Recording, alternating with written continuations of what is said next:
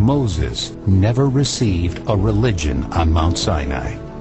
The Ten Commandments, and even the Bible itself, are actually coded documents. The key that unlocks this ancient code is the Zohar, the most important book of Kabbalah. As we're about to discover, the Zohar had a decisive impact on both science and religion, deeply influencing history makers such as Abraham, Jesus, Muhammad, Newton, and others. The Zohar was first revealed some 2,000 years ago by the greatest Kabbalist of history, Rav Shimon Bar Yochai. But it remained hidden for 1,200 years until it emerged from obscurity in Spain in the 13th century. The sages of Kabbalah recognized the Zohar as the soul of the Bible, the guardian of its most sublime secrets. But in ancient times, it was thought to be a bewildering book of mysticism. Just imagine trying to explain the concept of a computer a few centuries ago. You'd be called a mystic, a heretic, mad. The fact is, the Zohar is a book of profound power. It's a book of science, a book of miracles, a book of life. But it dealt with concepts that were thousands of years ahead of their time. When science was convinced the earth was flat, the Zohar said, "The whole world rolls around like a ball, so that some people are above and some are below." In the time of Columbus, scientists thought only 2 continents existed. 20 centuries earlier, the Zohar said, There exist 7 major geographical continents, but it is not yet known to those who mark out geographical boundaries. 2,000 years before medical science discovered the relationship between heart disease, the liver, and cholesterol, the Zohar stated, From the liver emerges the bile, from which come bitter drops to kill human beings. Bile overcomes the arteries of the heart and all the arteries in the limbs of the body. Medical science now tells us that bile's primary component is cholesterol. Only recently did science identify 2 kinds of cholesterol and fat, known as good fats and bad fats. The Zohar revealed this medical truth 2,000 years earlier. In the body, there are pure and impure fatty parts, clean blood without waste matter, and blood contaminated with waste matter. The Zohar ventured into the realm of physics. This ancient book said our universe existed in 10 dimensions. They were called 10 Sefirot. A radical notion, to say the least. But once again, modern-day science now confirms what the Zohar revealed so many centuries ago. The universe we live in actually consists in 10 dimensions. Physicist Michio Kaku. After being introduced to the Zohar's basic ideas about creation, Kaku stated, It's eerie how the magic numbers of physics and the unified field theory are found in the Zohar. The Zohar said our physical world is merely a shadow of these higher dimensions. While our world may be caught up in chaos and madness, it represents only 1% of absolute reality. The remaining 99% is found in these hidden dimensions. The 99% is the source of all our wisdom, our joy, our healing, even our creativity. When we experience moments of happiness, times of pleasure, flashes of intuition, we've made contact with the 99% reality. The Zohar is that awesome instrument of power that connects us to the unseen 99%. How does this happen? The simple possession of the Zohar infuses one with spiritual nourishment and enlightenment. Merely gazing at its sacred letters turns on an astonishing light that removes darkness and despair from our lives forever.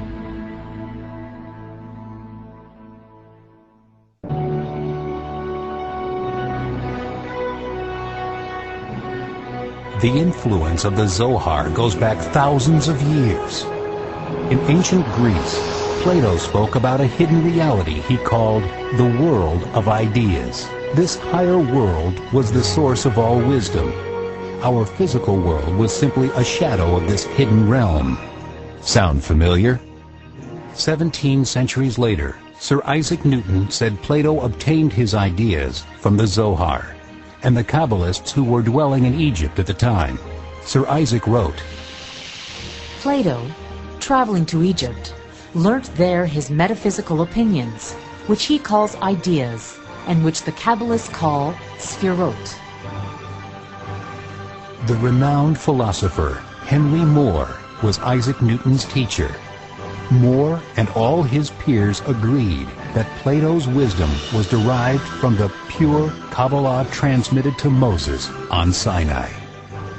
During the Renaissance, the Zohar dramatically inspired the great Christian philosophers and scientists, Isaac Newton being the greatest.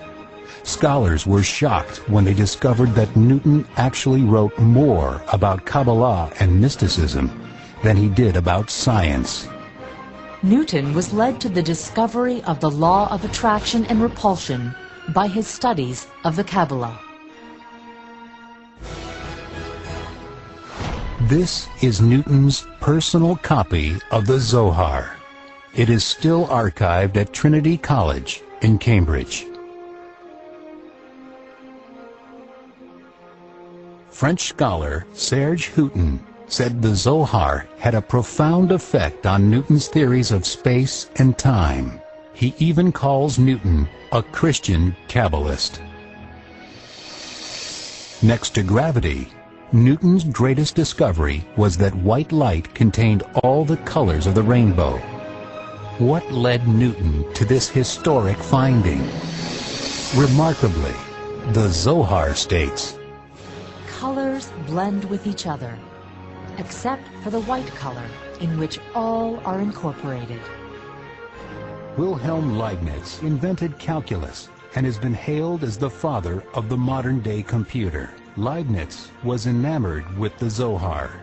In fact, this mathematical genius often spoke about his plans for a learned society that would combine Kabbalah, calculus, mysticism, and mechanics. Leibniz, Newton, and the foremost Christian philosophers of the Renaissance believed in a concept they called Prisca Theologia. Prisca Theologia was defined as a secret hidden wisdom given to Moses. They all believed that this hidden wisdom had the spiritual power to create harmony between Christians and Jews, unify all people, and create a true heaven on earth, if it could only be rediscovered.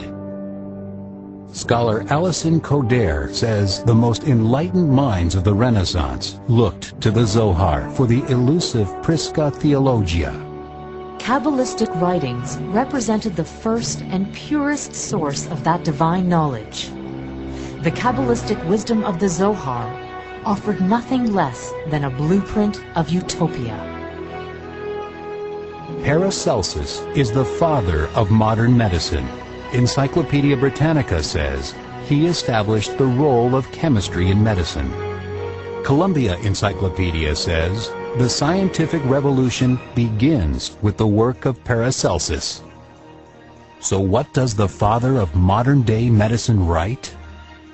All of you who teach so much wisdom, remember that you must take unto yourselves the teachings of the Kabbalah if you want to accomplish all this.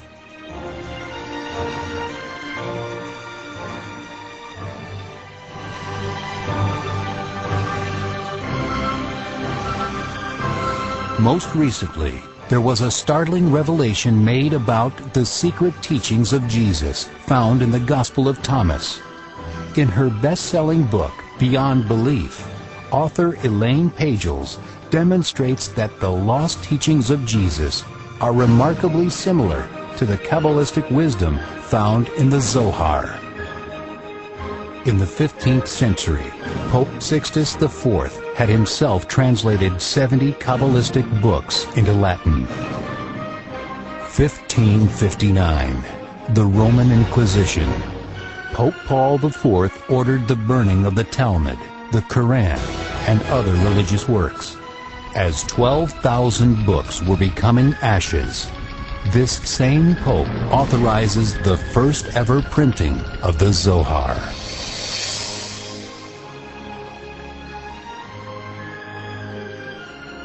Kabbalist Isaac de Latte was instrumental in the printing of the first Zohar. He noted that during the Inquisition, the Church did not harm the Kabbalists. Furthermore, he believed the fact that the Church authorized the publication of the Zohar was proof they sought to remove the hatred and intolerance that existed between Jew and Christian. Renowned historian Dr. Israel Zinberg noted how the Catholic Church actually played a vital role in the spreading of the Kabbalah throughout Europe. The Prophet Muhammad wrote about the Zohar in the Quran, referring to it as the Book of Abraham, which he held in the highest esteem. Historian and renowned scholar of the Dead Sea Scrolls, Professor Robert Eisenman states, "The New Testament, the Quran, and the Dead Sea Scrolls are all heirs to and permeated with the imagery and traditions conserved in the Zohar."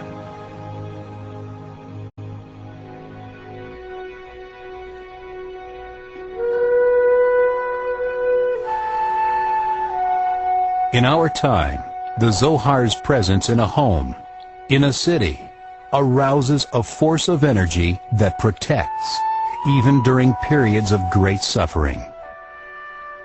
World War II claimed the lives of 50 million people.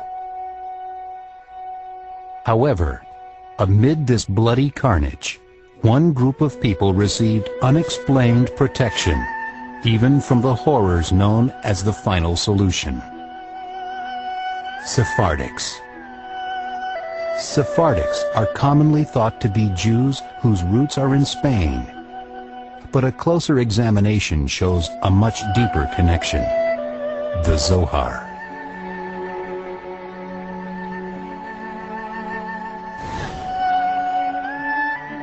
Moroccan Jews have the unique practice of venerating the Zohar, the primary text of the Kabbalah. The Zohar was extremely important. When someone was in trouble, the Zohar was brought to the troubled house for a ritual reading. Historian Jay Sands points out that there were several places in Morocco where scholars chanted the Zohar 24 hours a day. Then came a war.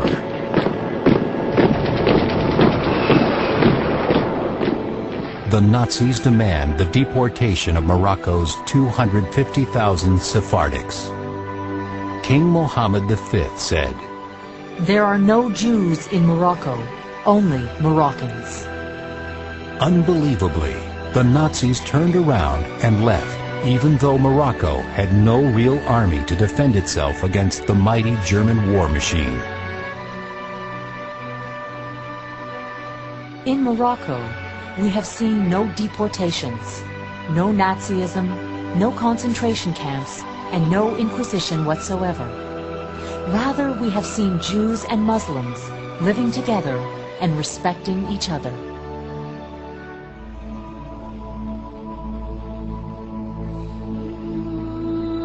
The Zohar speaks of a time of unprecedented change. This unique moment would be marked by specific events, including the arrival of the Hebrew calendar year 5760, the year 2000, and a frightening day of judgment that the Zohar said would bring turmoil to the most powerful city on earth. says the Zohar. Two kinds of judgment will be combined, and that day will cause there to be a flame of fire. It will burn many towers. Many towers will collapse. The Zohar describes the force of judgment. And because the other evil side saw this, it gained courage and sent a dog to eat the offerings. And what is the name of that dog? Baladan is its name, and he is not a human being. So we now find ourselves in a time of two possible paths, one filled with judgment, the other a path of blessings.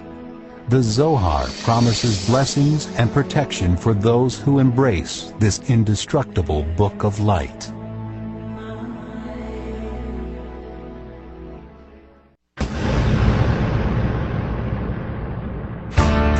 Did you ever dream of truly changing your life? Did you ever dream of actually changing the world? After 2,000 years of concealment, the Zohar is finally available to everyone. People from all walks of life are now studying the Zohar's wisdom in classes and seminars given by the Kabbalah Center throughout the world. And lives are changing every day. The Kabbalah Center has distributed tens of thousands of Zohar to firefighters, police officers, airline pilots, Israelis, Palestinians, leaders of government. Zohars have been shipped to hospitals, to schools, to the offices of prime ministers, to the palaces of kings.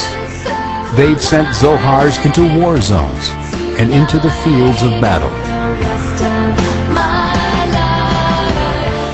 At last, all of you have the opportunity to experience and feel the light for the rest of your life.